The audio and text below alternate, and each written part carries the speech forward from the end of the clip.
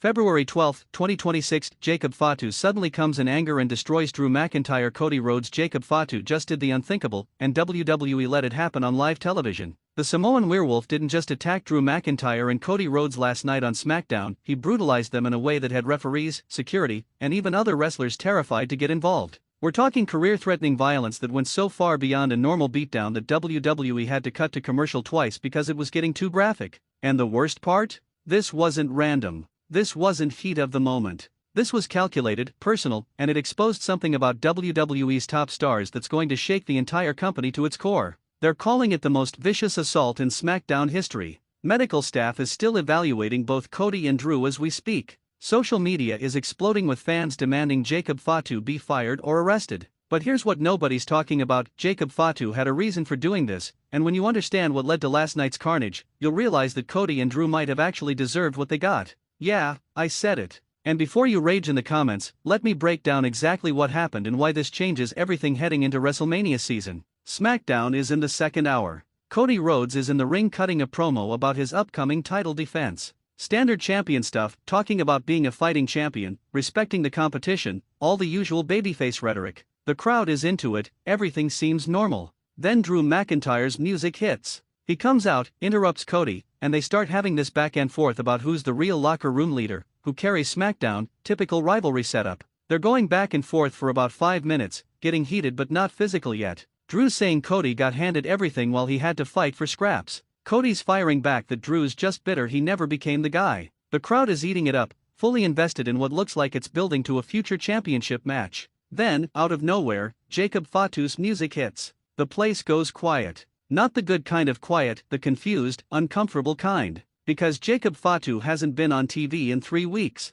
He's been mysteriously absent, and WWE hasn't explained why. No injury angle, no storyline reason, he just vanished. And now he's walking out, and the look on his face is terrifying. This isn't his usual intense expression, this is pure, unfiltered rage. Cody and Drew stop their argument and turn to face the ramp. They're clearly confused about why Jacob's coming out. Cody even motions like, "What do you want?" But Jacob doesn't say a word. He just keeps walking, rolling into the ring, and before either man can react, he explodes on Drew McIntyre with a super kick that sounds like a gunshot. Drew goes down hard. Cody tries to intervene, throws a punch at Jacob, but Jacob catches it and headbutts Cody so violently that you can see Cody's legs buckle. And then the real assault begins. Jacob starts hitting Drew with repeated elbow strikes to the head, not worked punches, real elbows that are splitting Drew open within seconds. Blood is pouring down Drew's face, and Jacob's not stopping. Referees rush the ring, trying to pull Jacob off. He shoves them away like they're children. Security comes down, 6 guys, and Jacob is fighting all of them off while still attacking Drew. He hits a pop-up Samoan drop on Drew that makes the ring shake, and you can see Drew is completely out of it, not moving. But Jacob's not done. He picks Drew up and hits another Samoan drop.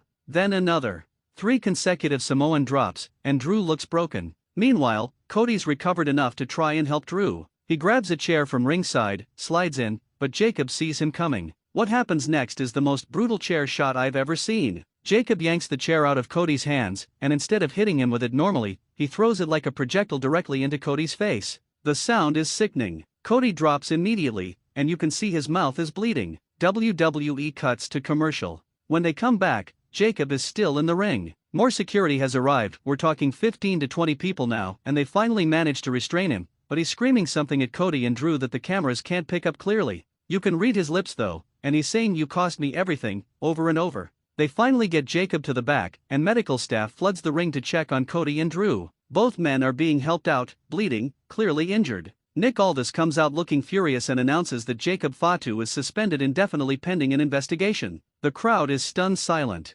Smackdown goes to another commercial, and when they come back, they've completely pivoted to a different segment because nobody knows how to follow what just happened. Now here's where this story gets complicated, and this is the part WWE is trying to hide from you. Jacob Fatu didn't attack Cody and Drew because he's crazy or out of control. He attacked them because of something that happened 3 weeks ago backstage that WWE never showed on TV and tried to keep quiet. According to multiple sources, and I'm talking to people who were there, Jacob Fatu was supposed to win a #1 contenders match 3 weeks ago. The match was between him, Drew McIntyre, and 2 other guys. Jacob was supposed to win and get a shot at Cody's championship. But during the match, Drew went off script and pinned Jacob clean in the middle of the ring. Just completely changed the finish without telling anyone. After the match, backstage, Jacob confronted Drew about it. Things got heated. Cody Rhodes, as the champion, got involved trying to mediate. But instead of backing Jacob up or demanding the match be restarted, Cody sided with Drew, telling management that the finish worked and they should move forward with Drew as the contender. Essentially, Cody and Drew politic Jacob out of his championship opportunity.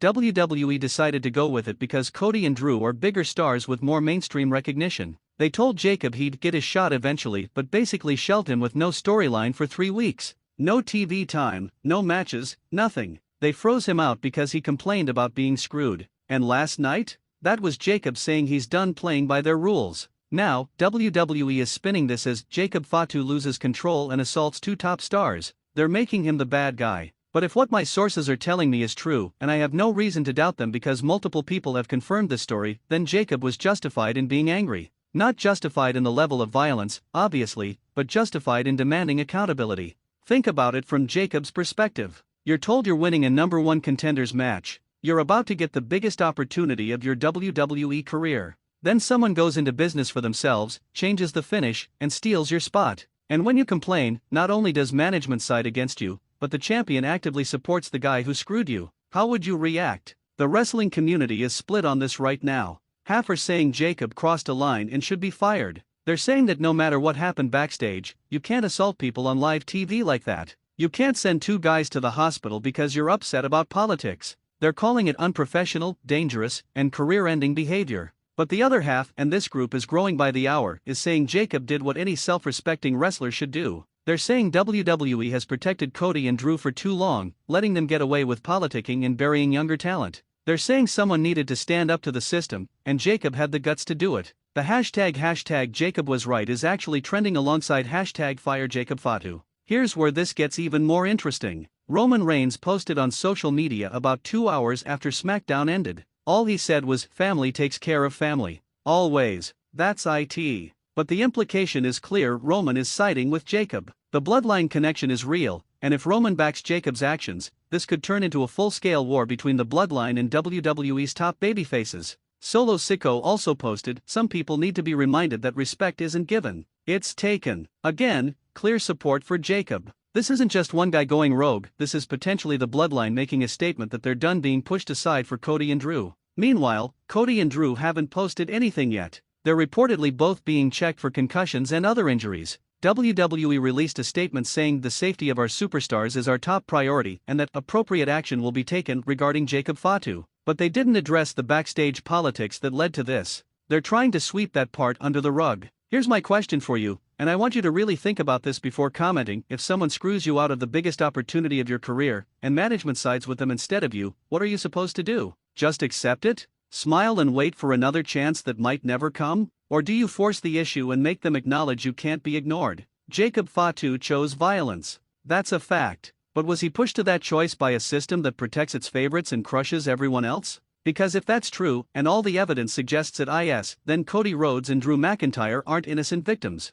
They're complicit in a system that needed to be disrupted. Now let's talk about where this goes from here, because WWE has a massive problem. If they fire Jacob Fatu, they admit that politics matter more than justice. They tell every other wrestler in that locker room, if you get screwed, keep your mouth shut or you're gone. That creates a toxic environment where stars can do whatever they want without consequences as long as they're favorites. But if they don't fire Jacob, if they bring him back and give him a championship shot, they're essentially rewarding violence and saying, if you don't like your position, just attack people. That's equally dangerous because it sets a precedent that chaos and assault are viable ways to get ahead. WWE is stuck. Either decision has massive negative consequences. My prediction? They suspend Jacob for 30 days, bring him back as a monster heel, and give him a championship match against Cody at a big event. They turn the real-life heat into a work storyline, which lets them profit off the controversy while pretending to punish him. It's cynical, but it's also smart business. But here's what I'm really watching for: how do the other wrestlers react? Because if Jacob Fatu is right that there's a two-tier system where Cody and Drew get special treatment, other guys in the locker room know it too.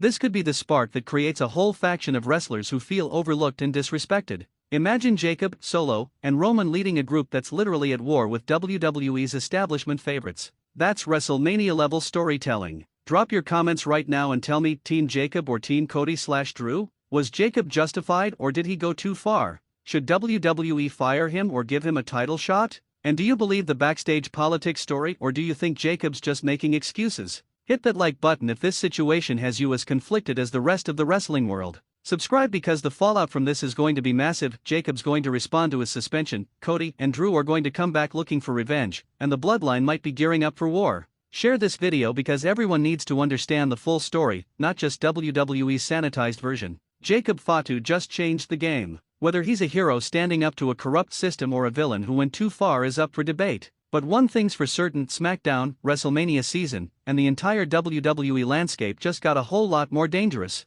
And honestly, that's exactly what wrestling needed.